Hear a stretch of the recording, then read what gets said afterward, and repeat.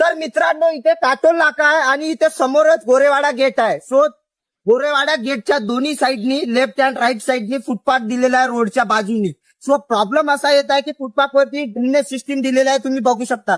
प्रत्येक ड्रेनेज म्हणजे minimum drainage असे खराब झालेले आहे.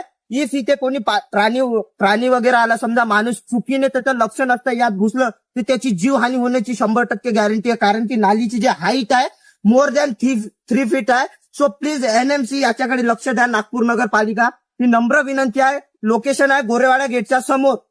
आणि बिमलाज भाऊ तुम्ही सुद्धा यावरती ऍक्शन घ्या. मला नाही वाटत नगरपालिका स्ट्रिक्टली ऍक्शन घेईल म्हणून. So please. आणि हे एका जागेवर नाही, मल्टिपल जागेवर आहे. इथे पण आहे, तुम्ही बघू शकता. इथं जर कोणी घुसला तर तो चांगला मोकळा होऊन जाईल. सो प्लीज याच्यावरती ऍक्शन घेणं महत्वाचं आहे. हे इथे पण बघू शकता तुम्ही. तुम्हाला मराठी येते का? प्रत्येक जागेवरती कोणी काहीच नाही आहे. ही मस्त आहे कारण की पाणी बिनी जर घुसलं याच्यात तर चांगला कोंडीच होते ना. दुसरे समजा दुसरे एखादी माणूस अचानक जर पाय गेला त्याच्यात 3 सायकल चालवणारा माणूस नवीन ढाकण लावायला सांगा ना तुम्ही. तुमचं काय मत आहे? गरजेचं आहे की नाही? बरोबर आहे ना, बरोबर.